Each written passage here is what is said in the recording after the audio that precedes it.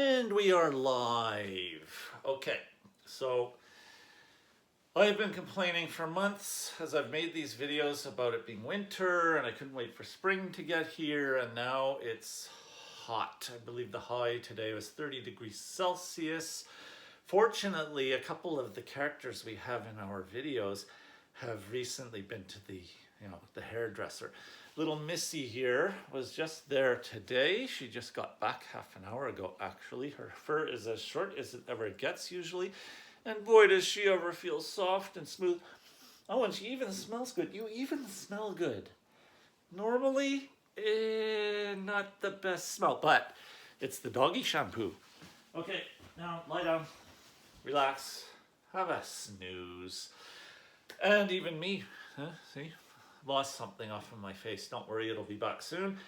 It's just part of the whole process of dealing with hot weather.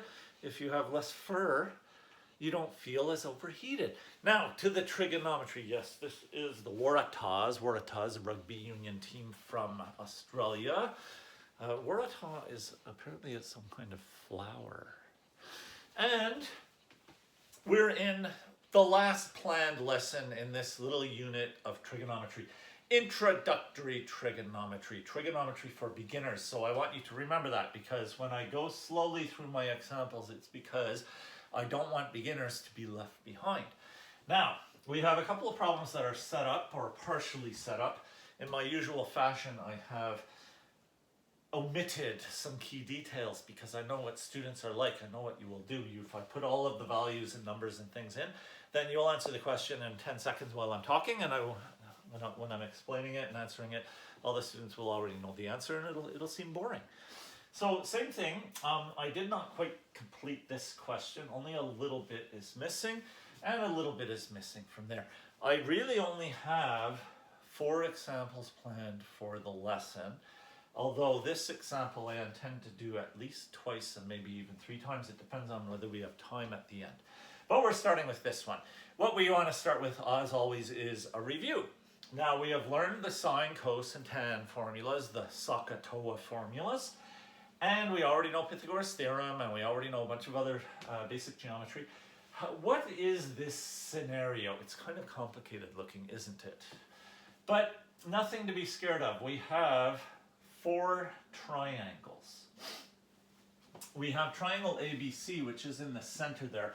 Might not be that easy to see at first when you're bombarded with so many triangles, but the question that we are going to answer is about triangle ABC, so I'm going to write that in here.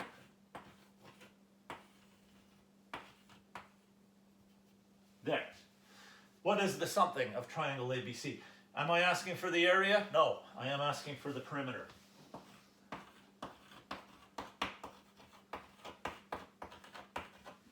Not so bad. Now, perimeter means it's a triangle, so we're not going to apply any fancy formula. We're just adding together the side lengths of the 3 sides of triangle ABC. But when we look at the diagram, we realize we don't actually know any of them. So we need to do some math calculations of some sort. I don't know, maybe trigonometry might come in handy to find out the length of BC, the length of AB, and the length of AC. And if we add those together, we'll have the perimeter, and we will have answered the question. So let's get into it. Now, one of the cool things about trigonometry is when you're in a situation like this where you need 3 different things, you don't necessarily have to do everything in the same order as the student next to you who's answering the same question.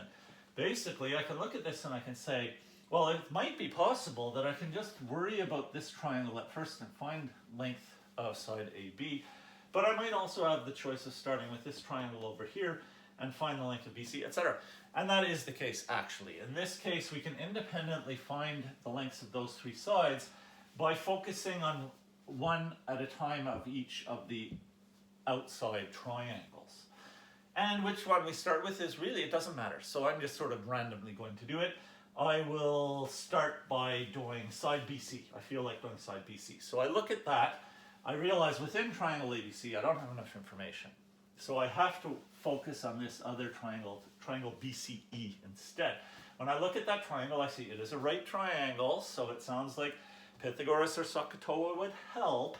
We know an angle of 50 degrees. We know there's a 90. We could subtract from 180 and find the third angle down here if we wanted.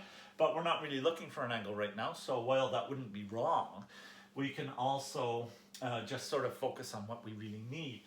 Side BC is opposite that angle E. Opposite. That's interesting. I need the opposite. And I don't know side CE, which is the hypotenuse, so it doesn't sound like a SAW, SOH situation. No, it's starting to sound like a TOA situation, tan formula, because that means tan of 50 would be equal to the opposite, which I'm looking for, over the adjacent, which is clearly 10 inches. I have enough information, I can do it. So my first step, and like I say, we could do these steps in a different order and it would still work, is the TOA formula. Tan of 50 degrees is equal to opposite, which I'll just call it x, over the adjacent, which is the 10. I'm not involving the hypotenuse CE at all because I don't need it. And therefore, x is going to be equal to 10 times tan of 50, which is 10 times, where's my calculator?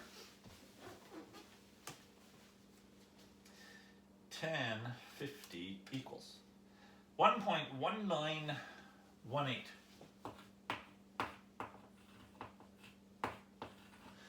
Which I then multiply by 10. So even though I wrote it down to 4 decimal places, I have the whole value of 1050 in my calculator. And yes, I am double checking to make sure I'm in degree mode. So I'm multiplying by 10, but I can also sort of do that in my head. Multiplying a decimal number by 10 is fairly easy. It's going to be 11.918. If I wanted 4 decimal places, I would say 11.9175.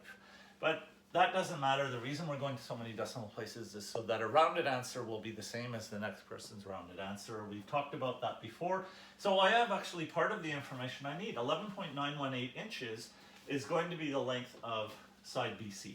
Now let's go ahead and do another step. I'll write step 2 here, just because I don't want to go too low on the chalkboard. How about we do this triangle now? From this triangle, in this triangle we have the 41 degree angle, we have the 90, we could subtract from 180 and get the missing angle, but we don't need it. From the 41 degree angle's point of view, we know the opposite and we need the adjacent. Hey, that's a TOA situation again. Okay, so I'm using the TOA formula again. Sometimes that happens. Tan of 41 degrees is equal to the opposite, which is the 10, over the adjacent, which is the x. Not too different, but of course now I have the unknown in the denominator. I'm doing the trade. X is equal to 10 divided by 1041, which is equal to 10 divided by 1041 equals 0.8693. 0.8693. Actually, I'm going to write the answer right here and save a bit of space and smudge up my chalkboard. Okay, so 10 divided by that, 10 divided by previous answer equals 11.5037. And it turns out it's not very different in length from this side BC. Side AB is just slightly shorter than side BC, but when we look at the triangles, we're not all that surprised.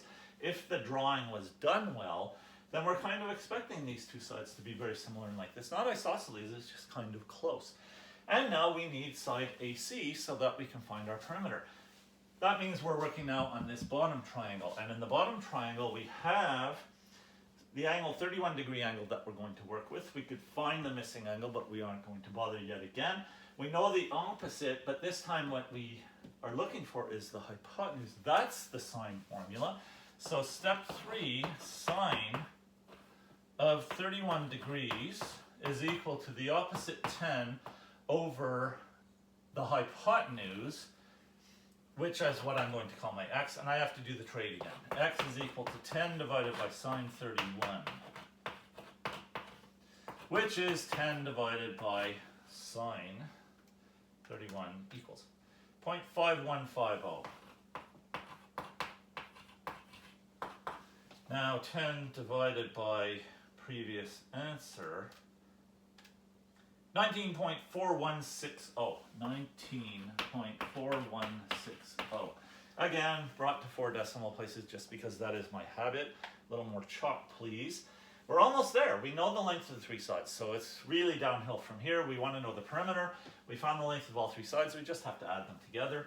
So, step 4, and my final step, 11.918 plus 11.5037, and my writing gets messy because I'm down low in the chalkboard, plus 19.4160, 19.4160 equals, okay. Now all of these were rounded. If I want, I can work really hard at using the memory and my calculator to avoid rounding anything, get all the way to the final answer and have a perfect answer. But in this case, I'm just going to take advantage of the fact that everything was rounded to 3 or 4 decimal places, and I'm just going to add together the rounded numbers. So clear 11.918 plus 11.5037 plus 19.416, and I don't really have to hit that 0, do I? Equals 42.8377, which, if I chose to round to the nearest hundredth, would be 42.84, and it's going to be inches. These measurements we were given at the beginning were inches. Our final answer is in inches. 42.84 inches is our answer. Could be very, very slightly different depending on how you use rounded numbers or avoid using them by using the memory, but it's probably going to round to 42.84 no matter how you do it. This is just a review of the SOHCAHTOA formulas, although I didn't use the cos formula at all. I used the tan formula twice and the sine formula once, but that's the way it is with trig.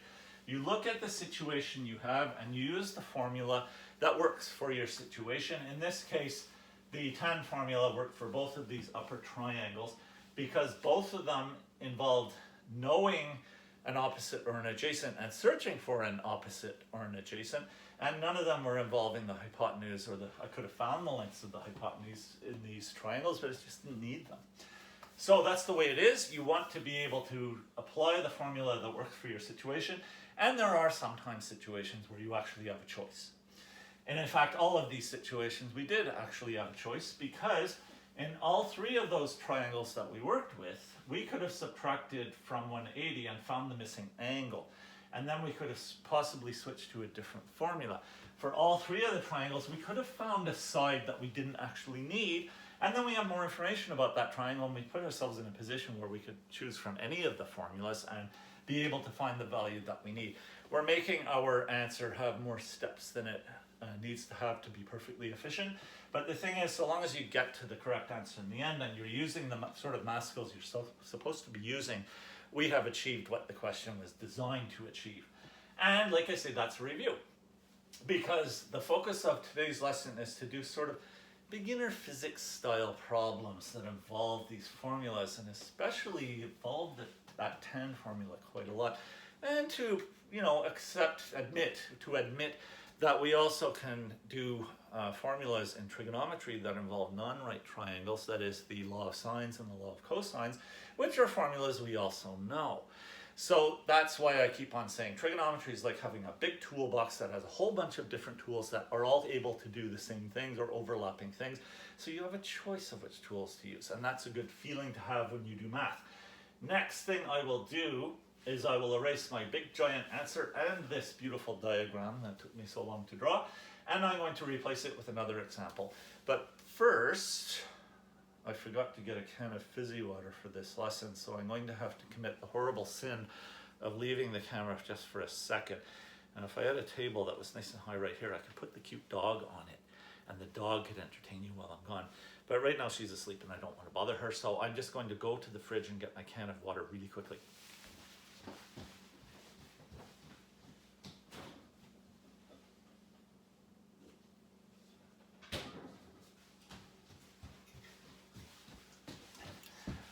And I had to do that quickly, so I wasn't able to be fussy about the flavor. I just grabbed the first one I saw, and it's root beer, root beer, not root beer, it's root beer flavored fizzy water, 0 calorie.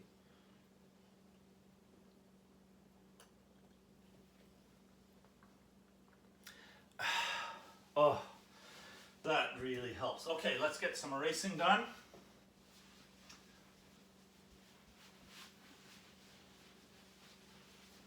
Don't erase this problem, saving that problem for later. That will be the final problem. But like I said, I might be doing it 2 times, maybe even 3 times, we'll see. So my next problem is actually kind of a simple one, but it involves some very basic physicsy stuff. So I'm going to start by drawing, and I'm not going to try to draw this perfectly. I need a right triangle. I'm going to draw one. There's my upright side. This by freehand is a 90-degree angle. I'll mark it as such. And now I need a hypotenuse. Nice. Okay, so what I'm going to do is try to draw something which is a little bird. Okay, so it looks like a letter M, but it's not a letter M, it's a little bird. But that little bird is being pestered by a big bully bird. That is my scenario for this, not really a word problem, which is the little bird is a gannet. Gannet. A really cool type of bird if you ever see one out over the ocean. That's the bird that you see that's flying quite far out from shore and really quite high.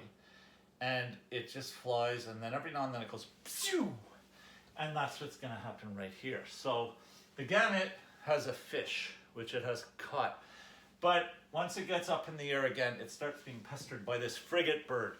The frigate bird specializes, it's a very big bird, and the frigate bird specializes in pestering other birds who have food so that they drop the food because they're being annoyed by the frigate bird. And then the frigate bird swoops in and catches the food before it even lands in the water. So the gannet has a fish, and he drops the fish, and that's what this is. And the fish actually is going to hit the water. The gannet is not going to, the frigate bird is not going to be able to get there in time. And how long does it take for that fish to land in the water? It will take 2.5 seconds. There.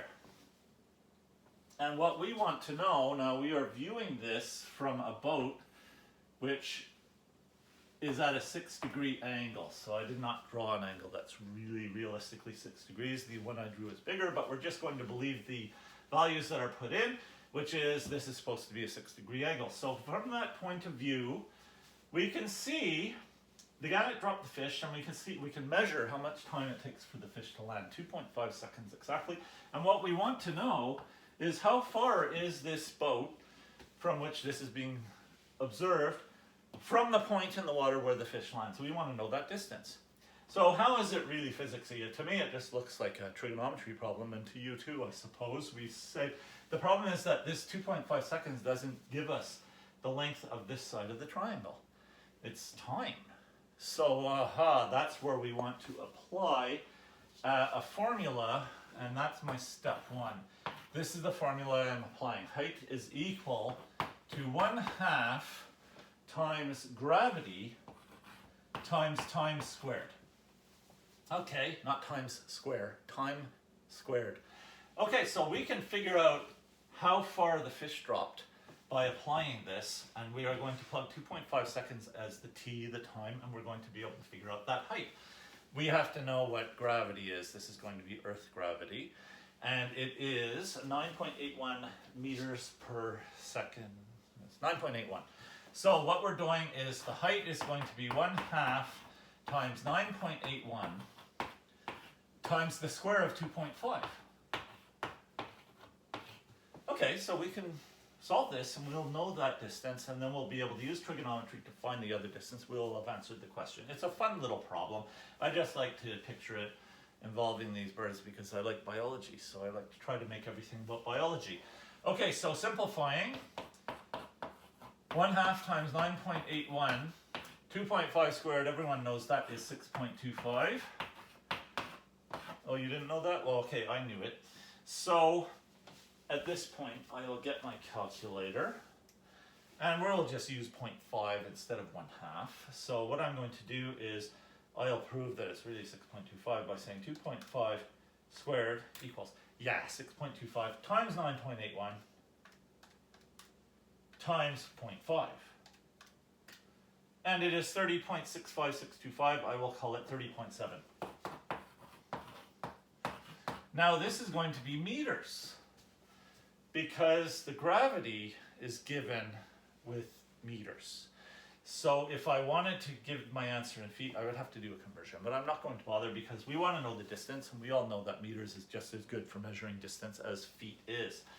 And now we get to move on to our next step, which is a trig formula, and no one's going to be surprised that it is that tan formula. Tan of 6 degrees is going to be equal to the opposite side, which is the 30.7, over the adjacent, which is the one we're looking for. I will replace the question mark with an X because X's look better inside formulas than question marks. So therefore I'm doing the trade. X is equal to 30.7 divided by tan 6, which is 30.7 divided by, what is the tan of 6 degrees? Double checking that I'm in degree mode, 0.1051. I guess I need to make that line longer, which is equal to 30.7 divided by 0.1051 equals 292.1 meters. The distance has to be 292.1 meters. And then we look at our diagram, and students are welcome to do this. I think it's actually a good thing to do in order to feel like you understand. We have figured out that this is only 30 meters. When we look at this triangle, if that's 30, this one looks a little longer. It looks like it might be 40, but no, it's 292. Why? Why would we get an answer that seems to not make sense when we look at the diagram? Because the diagram was never drawn very well to start with, because this is representing a 6-degree angle, but it looks more like about a 40-degree angle. So therefore, like I say, with trigonometry and with geometry in general, when you get a diagram that doesn't seem to make sense in terms of how long things are or what angles are there, you need to believe the measurements that you're given. Because us math teachers like to draw things crooked on purpose. That's how I put it. It's not really crooked. Drawn poorly on purpose, because we want the students to use the formulas they're supposed to be learning to answer the question, instead of trying to get a ruler and try and figure out the answer some other way with rulers and protractors and such. How am I doing? I have used 23 minutes. I think it's time for another sip of the water. And that's pretty good. We did our review problem, which had quite a few steps, and we did our cute little Gannet problem, and we haven't used half the time yet.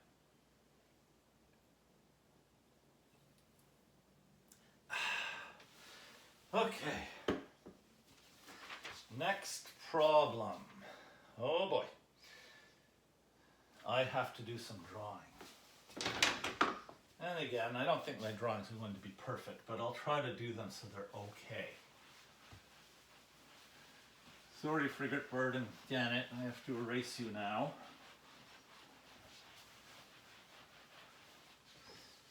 I've watched gannets diving for fish. I've watched boobies, blue-footed boobies and masked boobies, and pelicans, and they all have a very similar fish catching style, which is they sort of fly without moving very far, and they're quite high, and they look down at the water and they're able to see the fish, and then suddenly straight down. It's really cool to watch, especially when you're actually in the water and the big bird, like a pelican, a big bird, and it lands in the water right next to you. Their aim is really good, because I don't want a pelican to go beak first down really fast and hit me on the top of the head.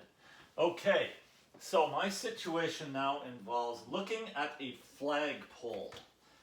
Two people are looking at a flagpole, so I will draw my best flagpole, which looks kind of like that. There, I'll put a flag on it. And, let's see here.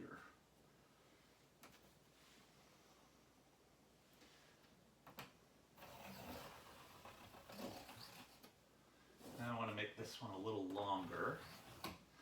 There. Now I need a couple of, what I have done, of course, is I have just created a situation where we have a couple of right angles and therefore a couple of right triangles, and now I'm going to draw my hypotenuses. This hypotenuse is going to cut the flag in half, so I'm just going to draw it like that, and then draw this hypotenuse. So although the flag and the little knob at the top of the flagpole are kind of getting in the way of our diagram, yes, this both triangles are using this vertex.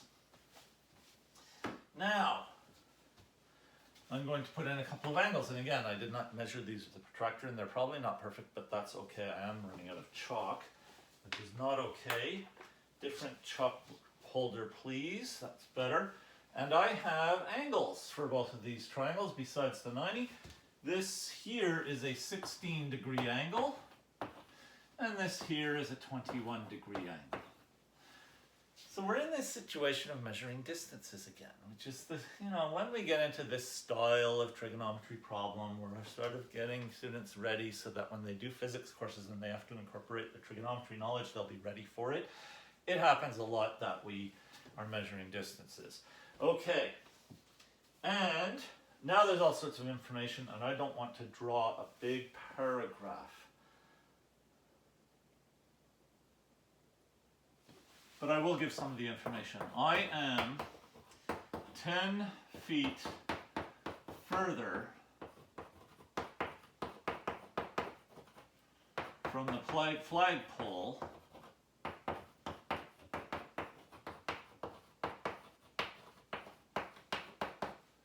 than you. What are we looking for? I'll give those questions in point form. Let me see here. Distance me to the base of the flagpole. Distance you to the base of the pole. Now, I don't want to write the base of that, but that's what I mean. These distances we are going to find. But also, what is the height of the pole? Now, did all this fit? Yes, it did, just barely. That's good. Okay, do I have all the information I need? No, I do, actually. I have all the information I need. And you might think, no, I can't believe that. All we could do with this diagram is find a couple of missing angles, and that's not going to find any distances for us. But this fact is very useful in turning this from something where we can't find any distances into something where, yes, we can. We are going to define the distance. Oh, this word distance is missing its C. There. We are going to define the distance between you and the pole, so this is you, as x. And the distance between me and the pole, therefore logically, since I'm 10 feet further than you, is going to be defined as x plus 10. Okay, but they're still full of x's. How do we do this? We have set up the problem, let's start solving it. And what we're going to do, and I don't suppose it will surprise anyone because I've been kind of leaning on a certain trigonometry formula lately, is we are going to apply the tan formula, the TOA formula. So the first thing I'm going to do, and I'm not going to number it, I'm just going to say, hey, tan of 21 degrees has to be equal to the opposite, which is going to be, I'll call it h, as h for the height of the flagpole. Tan 21 is going to be the opposite h over the adjacent, which is the x. Okay, so the only thing that's wrong with this is that we don't know what either h or x are, and when you have an equation with more than one unknown, might not be able to solve it. It sounds like I've said something just now that I said before. An equation, how do you solve an equation with more than one unknown? Remember that I said that. But I'm not finished. I'm going to do this triangle as well right away. Tan of 16 degrees has to be equal to the opposite, which is the h again. And hey, it's the same h, and that's crucial, over the adjacent, which this time is x plus 10. Still have a whole lot of unknown stuff, but h has to be equal to h. That's important. And even though we don't know what x is, and we don't know what x plus 10 is, they're both using the same x. Whatever distance you are from the pole, We add 10 to that and we get my distance from the pole. So x means the same number in both parts of the diagram, and that is also necessary. What should I do next?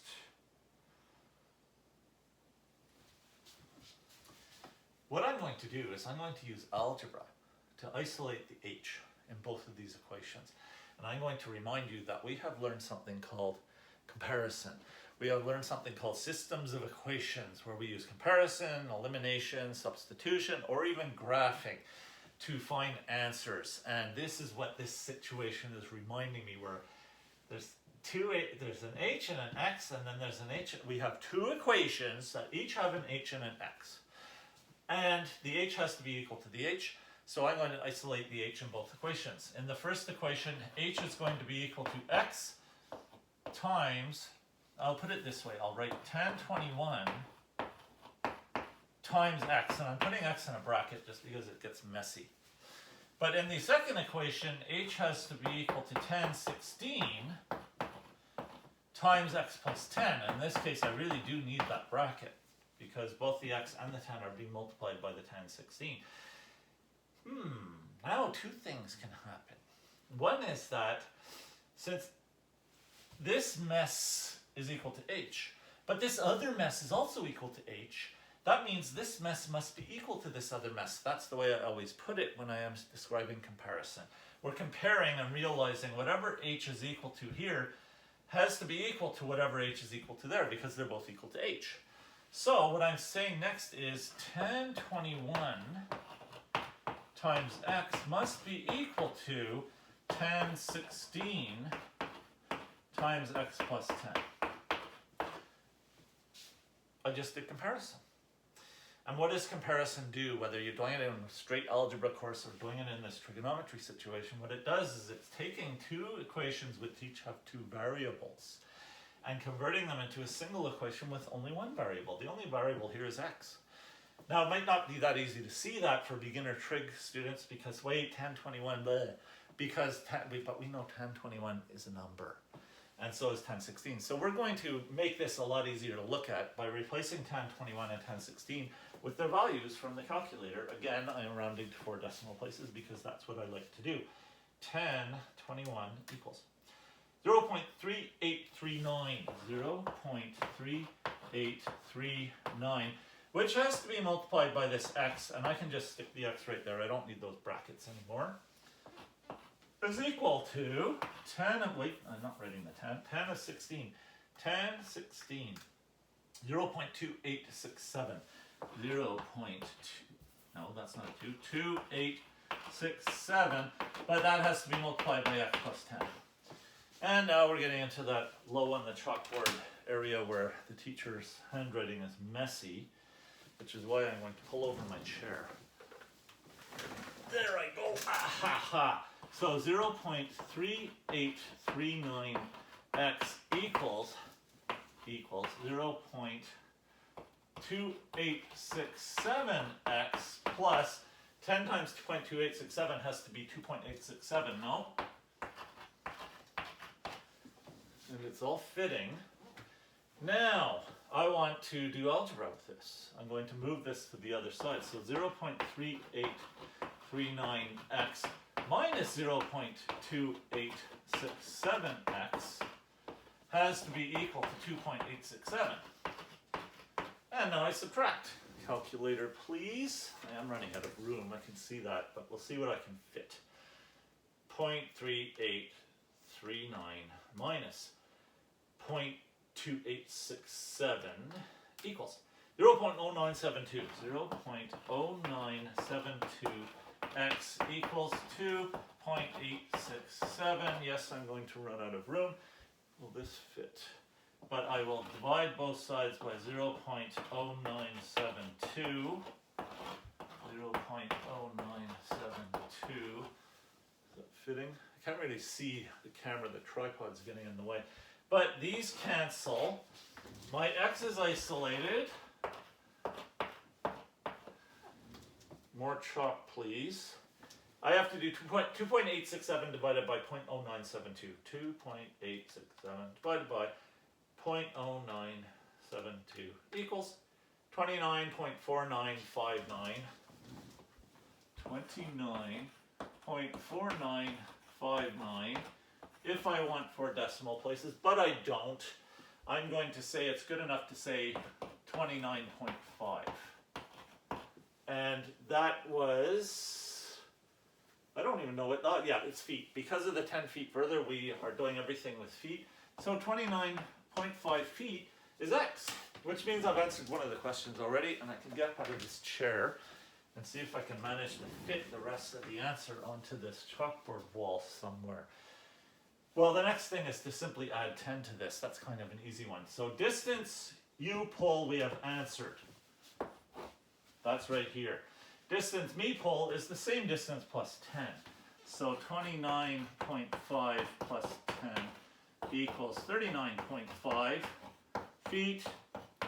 And now we have answered distance me to the pole. What about the height of the pole? Well, now that we know these distances, we have converted this kind of confusing, weird situation into a typical trig situation with a couple of triangles. We get to choose either triangle. If I choose this triangle, guess what formula I'm using yet again? I'm using the 10 formula, the TOA formula.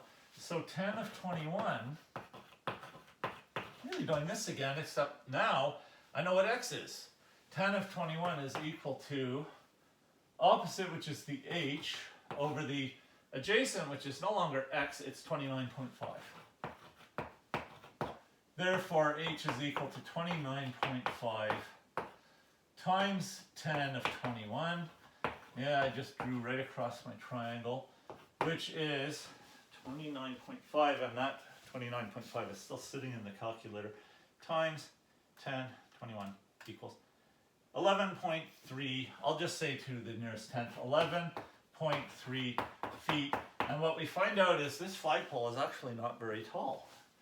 I'm 6 feet tall, so this 11 point, so it's less than double my height. It was never a very tall flagpole after all. But if you are standing 29.5 feet from its base, and I'm standing 39.5 feet from its base, and it's 11.3 feet tall, it must mean that the angle from my feet up to the top of the flagpole must be 16 degrees, and your angle must be 21 degrees. It all makes sense, doesn't it? That is, like I say, it's a little bit physicsy. It's just a toe into the world of physics when we look at these sort of situations, because I didn't even have to use formula involving gravity or anything like that for this question, but I still find it's kind of a cool question, even though it doesn't involve birds or biology. It involves flagpole height. But flagpole height is a useful thing for us trigonometry teachers, and I'm doing pretty good. I have a little bit more than 20 minutes left, and I finished all of my intro problems. Well, I finished all the problems except for this one, so now I'm able to do some erasing and get into that one.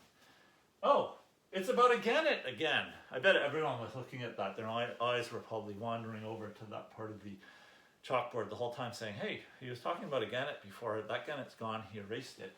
But now there's another gannet. Is it the same gannet? I don't know. Don't know if it's the same gannet. But we have a gannet, and it dives from 1 down to 2. This time the gannet's not being harassed into dropping a fish. This gannet is on its way down to the water surface to catch a fish. So in a sense, maybe this situation happened before that other one. Okay, I'm going to erase all of this stuff. Oh, lots and lots of stuff. It took a lot more chalkboard wall than I expected to solve that problem. I nearly ran out of space. But let's get into this final problem, which, like I say, we might do more than once. Let's see how long it takes me to do it the first time. Okay, notes, that's this one. And like I hinted at before, there's information missing from here. You can even see this unit of measure feet down here, but I didn't say how many feet because, like I always say, I don't want the students to answer the question before I'm able to get to the question. So let's put some information in. Now, in trigonometry situations, sometimes there's only one pathway through the problem. You have been given, you have been given exactly enough information to solve the problem in only one way. But us teachers, we have to be careful, because if we decide to start giving you extra information, what we're doing is we're allowing you to pull out that toolbox and have so many different ways of answering the question. And you might answer the question using really good math that's valid and you're getting a correct answer, but you're not doing the steps we were hoping to do, you would do, because we're trying to test whether you know how to do those steps. But eventually you get to the point where you just sort of let students go at their trigonometry problems and use whichever methods they want, so long as it's valid trigonometry and valid geometry, it is all good. So I'm going to give some extra information. First, I'm going to give how many feet this distance is. So this is, from this point, we don't really know what's at this point, maybe a boat or something, an observer. But up there we have, again, he's diving straight down. And it takes him 0.8 seconds to get from point 1 to point 2. Number of seconds, we have that sort of scenario again, don't we? Yeah, that's a little physicsy. This distance is 56 feet. There.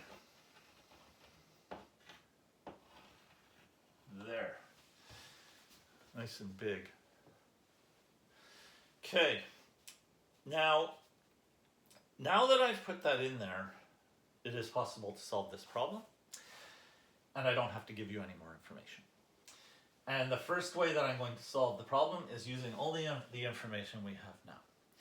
But as a little teaser, I'm going to put in a couple more pieces of information, which is the length of this really long hypotenuse in the larger right triangle. Let me mark my right angle. The length of that larger hypotenuse, it was 106 feet. And the length of this shorter hypotenuse, this one between this point and point 2 and the right angle, is 63 feet.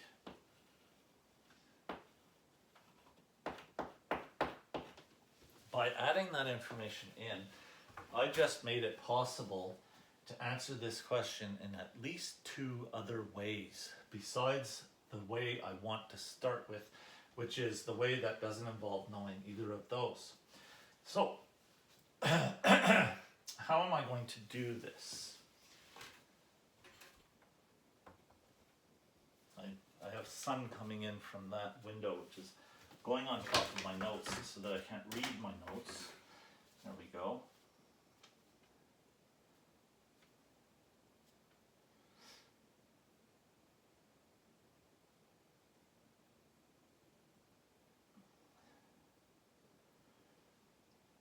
I'm just looking at something to see when I need it. Yeah, I don't need it yet. So what I'm going to do is I'm going to go right into creating trig formulas. And I suppose people might be saying, is it going to be that tan formula again? And yeah, it's looking like that. Because I'm avoiding using these hypotenuses, so yeah, I'm going to get into the tan formula again. So the first step, and it's not necessarily having to be done first, is I'm going to start with this smaller right triangle with a 28-degree angle, and I'm going to fill in the tan formula for that. Tan of 28 degrees is equal to the opposite, that's going to be my x. I need to know how high that is in order to figure out the answer to the question. Over the adjacent, which is 56. And I don't have to do any comparison with the second formula or anything. I have enough information to finish this, so I'm going to finish it. X is going to be equal to 56 times tan 28 degrees, which is, let's get into the calculator. We're getting valid answer information right now. 56, well actually I'll write it like this to show my steps more. I'll fill in tan 28. Degree mode, tan 28 equals 0.5317. Times 56, 29.7757. Now this distance, I'm just going to round to the nearest tenth, so it's 29.8 feet. Yes, it is feet. Okay, I already have valid information. I've already found the height between this point 2 the gannet eventually reaches and the water surface is 29.8 feet. I need that information, but I need to do more. Second formula, tan again, tan of the 58-degree angle has to be equal to, now this is a different x, but I'm just still going to call it x. I guess I could call it y. Yeah, I'll call it y. So I'll label this. There's x. And here's y. Okay, it's labeled kind of messy, but I'm working on it. Okay, tan 58 therefore is equal to y over the adjacent, which is still 56. And again, I can just get busy and solve this right now. What I need to get busy doing first, though, is taking another sip of this water.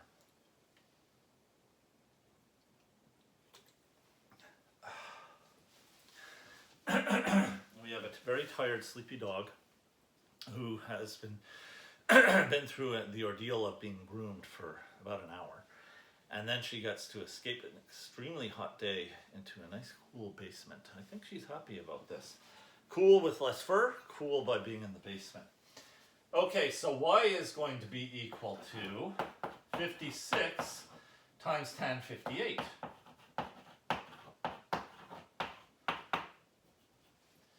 Which is 56 times 10, oh, I may not have left enough room there, tan 58 equals 1.6003 times 56, 89.6187. I will say 89.6 feet. Okay, so we know the total is 89.6 feet, and we know this little bit here is 29.8 feet. If we wanted to know the length of this distance from 1 to 2, we have to subtract, and that's a step that I am going to do. So step 3, 89.6 minus 29.8, using the rounded values, 89.6 minus 29.8 equals 59.8, 59.8 feet. Why do I need that? Why do I want that? Because I know that the gannet managed to cover that distance, not either of the other ones, not the 29.8 or the 89.6. The gannet covered the distance of 59.8 feet in its drop in 0.8 seconds. So in order to know how fast it is diving, I am doing the velocity, distance, time formula. So, do I have room for that? I'll make room. And it might get messy because it's down there. Velocity is equal to distance divided by time.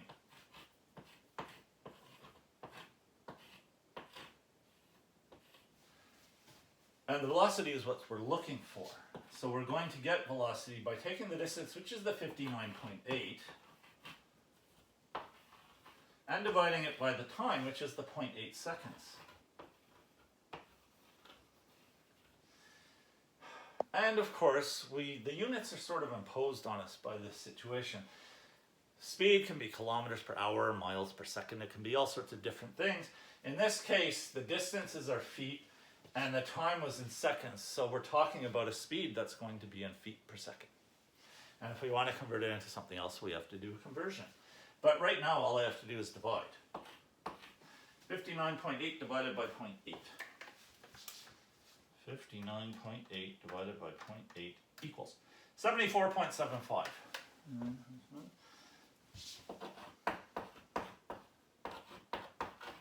And that is going to be feet per second. We're done. We have answered the question. How much time do I have left? I have quite a bit of time left. I should be able to do the problem again at least one more time, which means I'm going to have to erase. So we want to do the problem again. The only thing I want to keep and not erase is the answer. So what I'll do is I'll rewrite the answer over here, way up here, 74.75. I'm just going to call it 75. I'm going to round it to the nearest unit. So 75 feet per second. And that means I can erase all the rest of this stuff, and we can answer the question again using different tools from our toolbox, which is really the point of what I'm trying to do right now. And we're going to end up having to do that velocity, distance, time calculation again. Because no matter what trigonometry tools from your toolbox you use, you're eventually going to have to get a speed. And this is where there's a bit of an overlap between the math, the pure math, and the physics. Okay, now what else can we do? Remember, we had these two numbers. Now, the less interesting of the other ways of doing this, I'm just going to mention for now, which is because we know a right triangle with a 28-degree angle, a 56-foot adjacent, and a 63-foot hypotenuse, it means we had a choice. We didn't have to use the tan formula to find this. We could have used the sine formula. Sine of 28 is going to be equal to x over 63, and it should give us the same answer as tan of 28 is equal to x over 56. So if we have time, maybe I'll do that later, and we'll confirm that it is giving the same answer. The same thing's happening with the larger right triangle. We know the 106, that's a hypotenuse. It opens up the possibility of using the sine formula. Sine of 58 would be equal to y over 106, and it should give us the same answer that we got when we did tan of 58 was equal to y over 56. Cool that we have all these options. But there's a third option that I wanted to mention, because I know the students have found out about the existence of the law of sines and the law of cosines. And that's part of trigonometry 2. Although this is supposed to be a beginner trigonometry, we're not getting very deep into the law of sines and law of cosines, but it's good that the students at least know they're there. Why do we need the law of sines and the law of cosines? Because not all triangles are right. So, Pythagoras theorem, which we already knew, and the SOHCAHTOA, the sine, cosine, tan formulas we've been using so much, all involve right triangles. But in the world of math, there are plenty of triangles that are not right. And it would still be nice to be able to solve those as well. And there's different ways of working on that, but law of sines and law of cosines are two formulas in trigonometry that allow us to work with right triangles. Non-right triangles.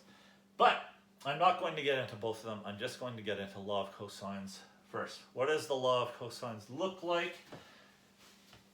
Usually I express it as a squared equals b squared plus c squared minus 2bc cos theta.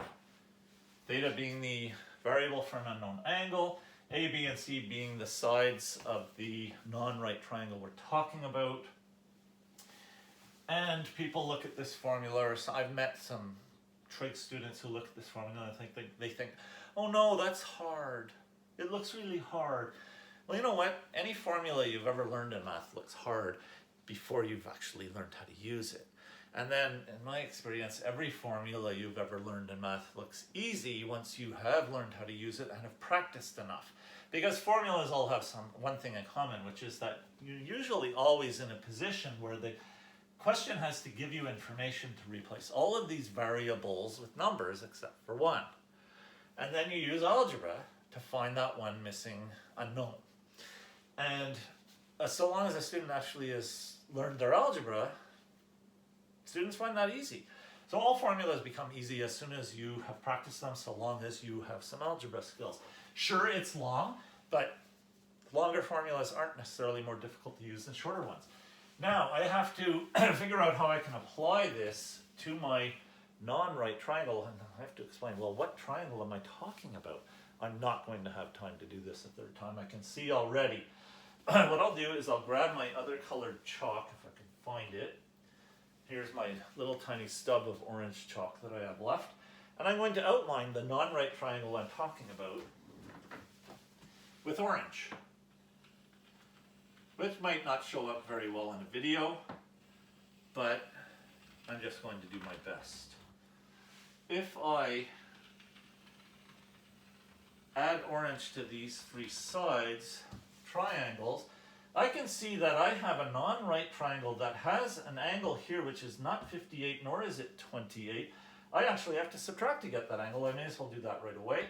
I'll put the arc in orange and I'll write its measure here, not very big because this is getting in the way, 30 degrees. 58 minus 28 equals 30, so therefore that must be a 30-degree angle. Not so bad. And then in that orange triangle, we have a side that is 106 feet, and we have a side that is 63.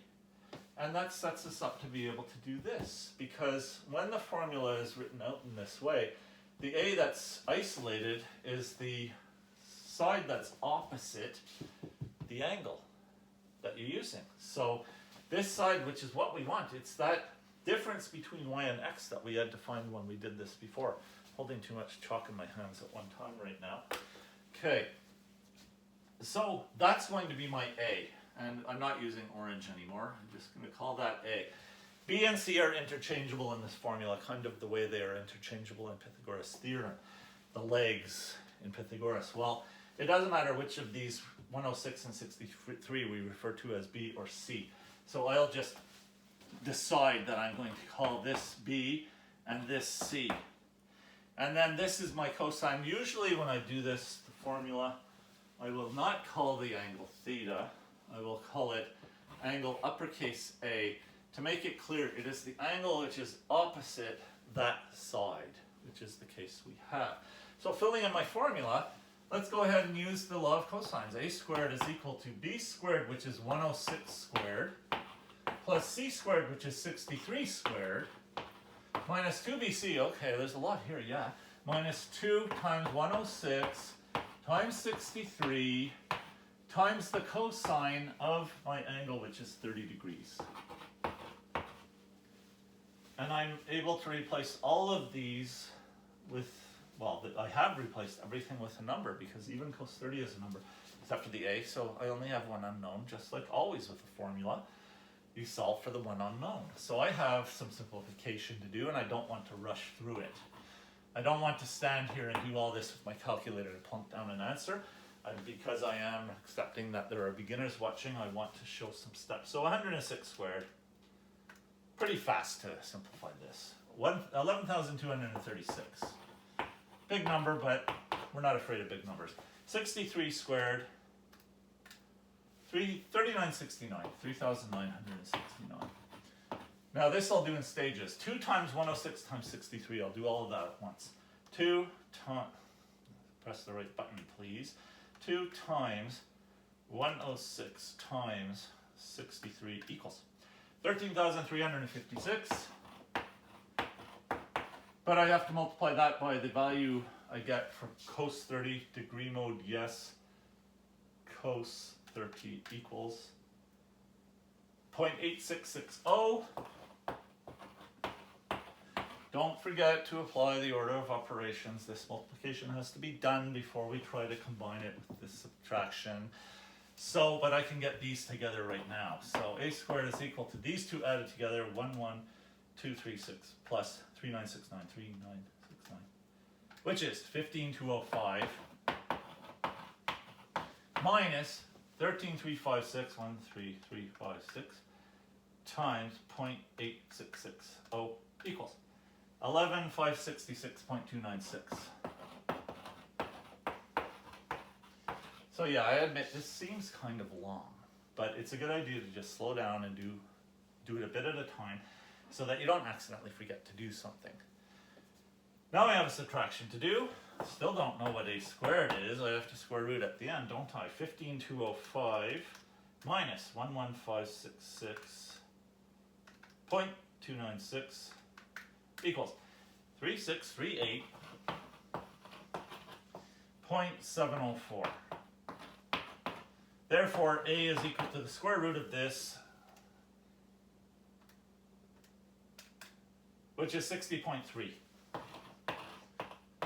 And I'm just choosing to round to the nearest the nearest tenth, which is, and it is in feet, 60.3 feet. Now, I did erase it, but I will point out that after we did the first tan formula and got a number close to 30, and the second tan formula got a number close to 90, and subtracted, we did those first 3 steps, we ended up with a number that was 60. Very close to this number, the only difference being caused by rounding. So we basically did in one step with the law of cosines what it took us 3 steps to do the first time we did the problem.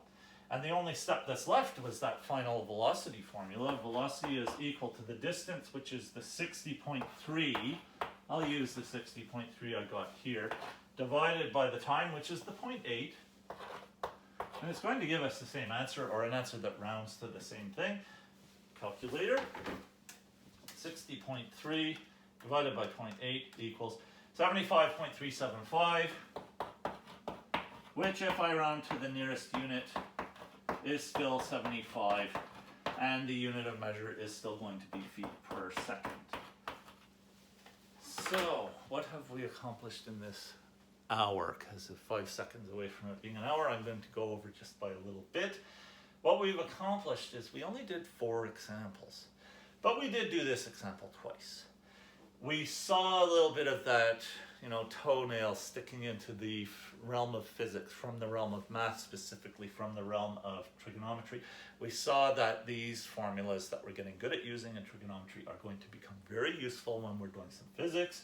We used a couple of simple little physics-y formulas, and we used the law of cosines. And it was just another tool in our toolbox that allowed us to do in one step what we had done in 3 steps with another method. And we even acknowledged that we could have used the sine formula instead and done it yet another way. And that keeps on happening. Tools in the toolbox, lots of tools. So what I'm going to do now is, the dog is staring at me, lying down, and I can actually see her eyes because she had her haircut today. So I'm going to pick her up so that she can wave goodbye to you, and then we're going to go outside into the backyard and brave the extreme heat that we are dealing with, which I am not complaining about because it is better than winter. Okay, you up, come on, up. I think you must be at least a pound lighter because of all that fur that was removed from you, and I'm going to smell you again. Oh, what a good smelling dog. I have to get that doggy shampoo from the groomer and maybe apply it to the dog a little more often. Down you go. Oh, yes, it's supper time. Yes, I'm about to feed you. Yes, we're going to go outside. All of your dreams are coming true. Okay, so that's it with this for this week's lesson. This was fun, and it's the end of the intro to trigonometry unit, but I had a lot of fun doing it. I hope the students found it fun as well, and I will see you next time.